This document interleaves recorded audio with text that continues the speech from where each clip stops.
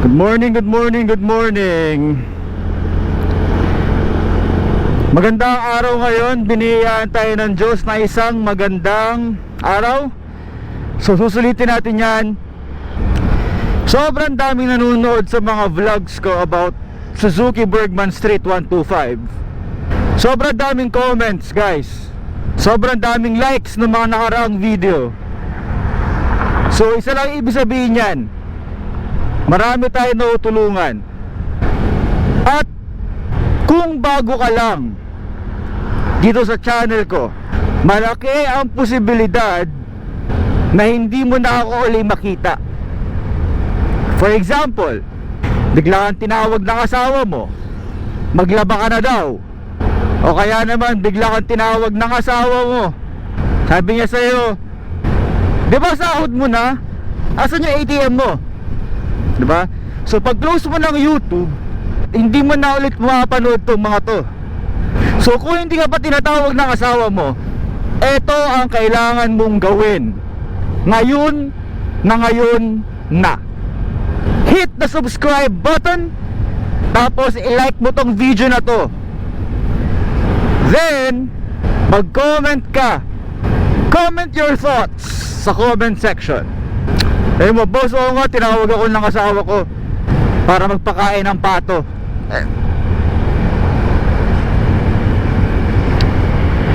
O kaya naman, oo nga boss, tinawag ako ng girlfriend ko, samahan ko raw siya sa Ataw, samahan ko raw siya sa Watson kasi wala na siyang foundation.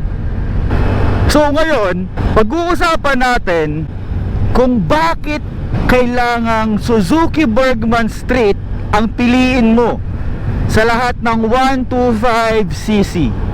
Sa lahat ng mga alam mong 125cc, bakit Bergman Street ang kailangan mong bilhin? Marami tayo matutulungan. Yung mga nalilito, alam mo yun, nalilito sa pagpili, hindi makapili.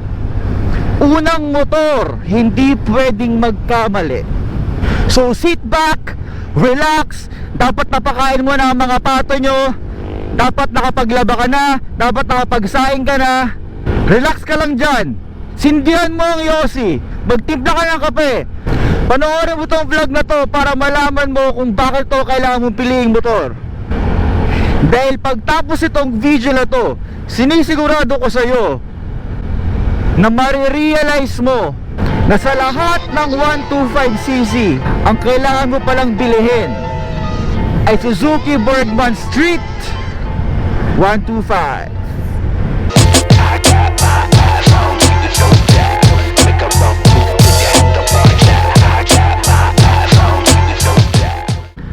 Bakit mo kailangang bumili ng Suzuki Bergman Street 125? Una, itong motor na to ay sobrang ganda ng handling. Alam natin na ang Suzuki Bergman Street, mas maliit yung gulong niya sa likod. So pag liliko kang ganyan, pag liliko ka, for example sa kanto, madali siyang iliko.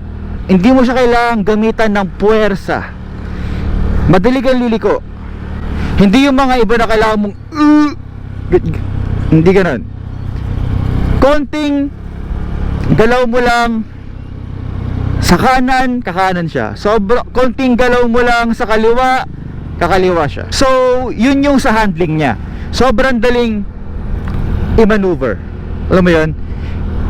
Hindi parang nasubukan niyo ba mag-drive ng motor tapos talagang pagliliko kayo sa kanto, alam niyo, nilalagyan niyo ng puwersa. Dito hindi.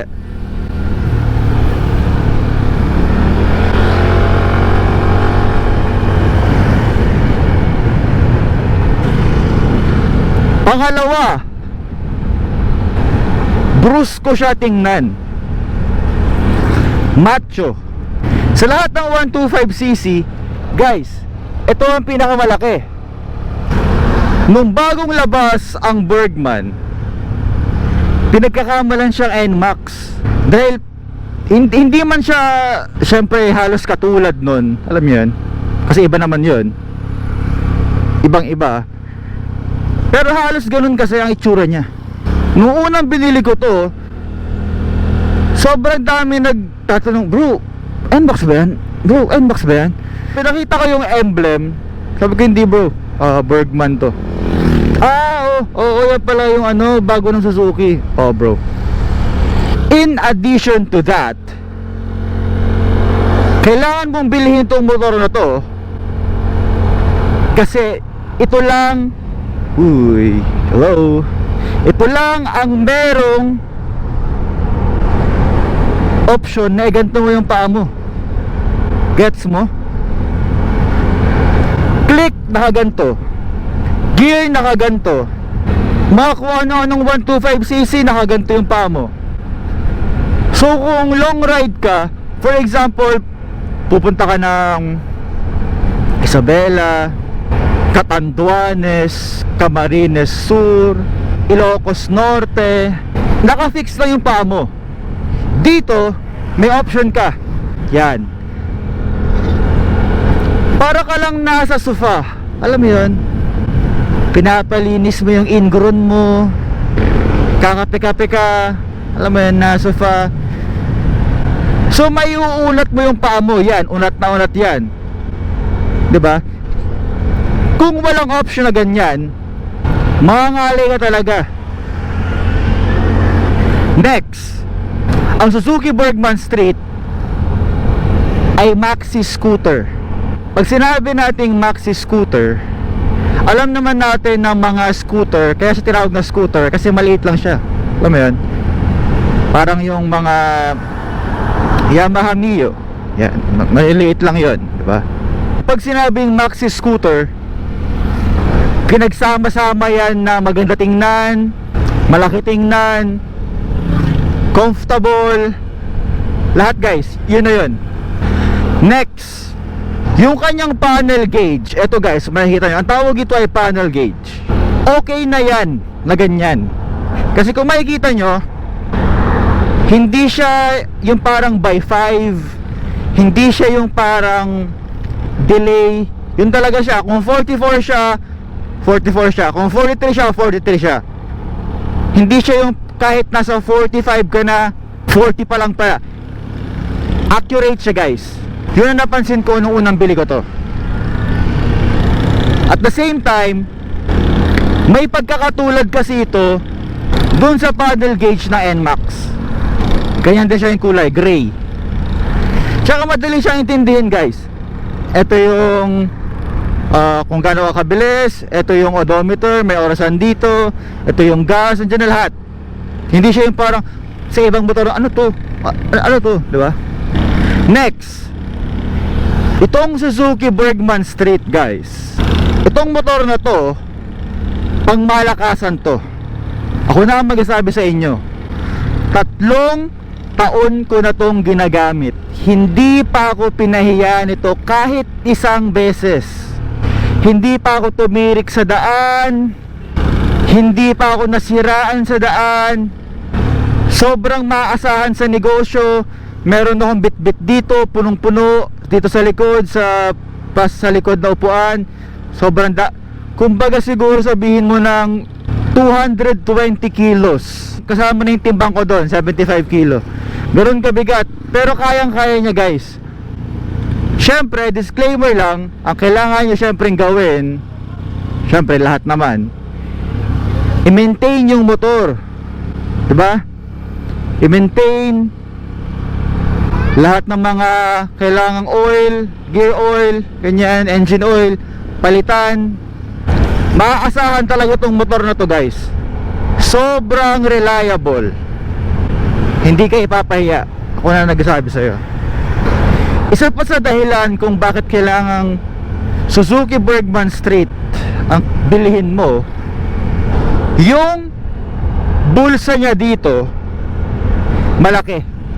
Pinagkumpara ko yan sa ibang mga 125cc, yung sa iba maliit, as in. Plus meron pa siya dito, malaki rin yan, maluwag din yan. So marami ka talaga malalagay. Ito nga, tinan mo yung phone ko. O, diba? Safety na safety siya dyan. Kahit siguro kinsing phone, kayang-kaya dyan. Maluwag. Ulay kang tubig. Kahit ano. Next, yung compartment niya. Maluwag din yun. Sobrang dami mong malalagay. Yan ang pinaka maluwag na compartment sa lahat ng 125cc na motor. So ang dami mabibigay sa'yo ng motor na to. Comfortability, 'di ba? Comfortable ako ngayon. Maluwag na compartment, 'di ba? So marami talaga. Next, itong Suzuki Bergman Street, hindi nyo to pwedeng basta-bastahin kasi malakas ang makina neto. Ang top speed ng Suzuki Bergman Street 125.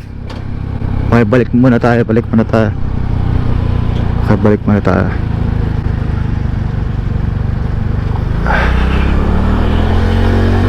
Ang top speed ng Suzuki Bergman Street 125 ay 99 kilometers per hour. Mabilis yun.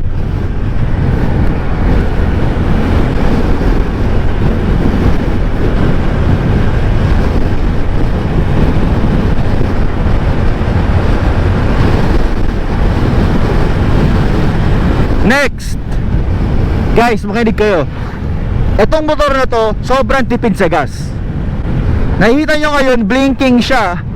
Pero kanino ko pa iniisip, kailan ba yung huling nagpagas ako? Sobrang tagal na. Nakalimutan ko na kung kailan. Huling nagpagas ako, alam ko full tank. At alam ko sa Petron. Pero hindi ko na alam kung kailan, guys. Sobrang tipid sa gas. Kung ikaw nanonood ka ngayon, tapos meron kang Bergman Street, alam mo yan sa sarili mo, sir, matipid sa gas tong motor natin. Kung hindi mo pa nagagawa yung sinabi ko kanina na mag-subscribe, kailangan mong mag-subscribe ngayon. Pagka-subscribe mo, i-like mo tong video. Like. Then mag-comment ka sa comment section. Sabihin mo, subscribe done.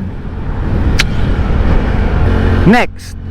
O diba, sobrang dami ko nang binigay sa inyo na knowledge about sa motor na to. O sige pa, knowledge pa. Guys, itong motor na to, affordable siya.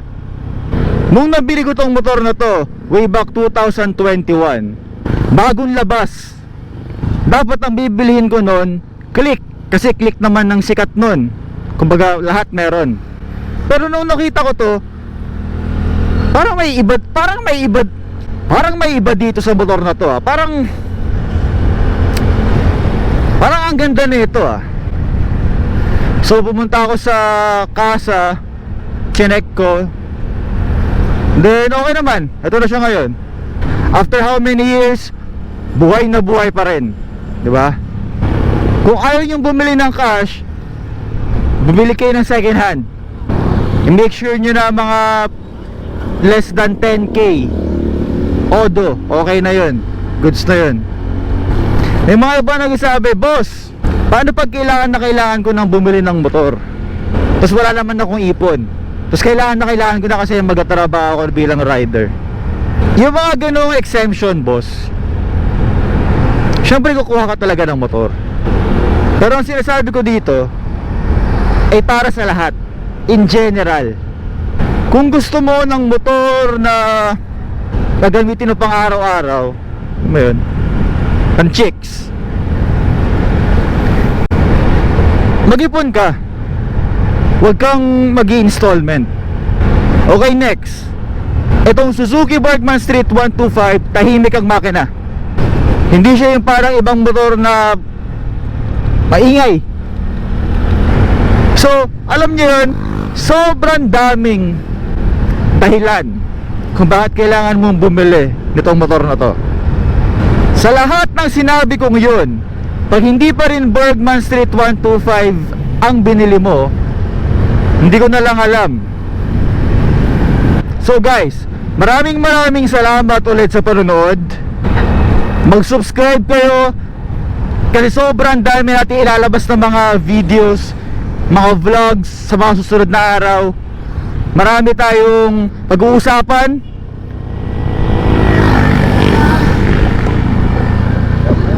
Okay guys, medyo maingay na dito. So again, maraming salamat sa panonood. This is Tem Confidential.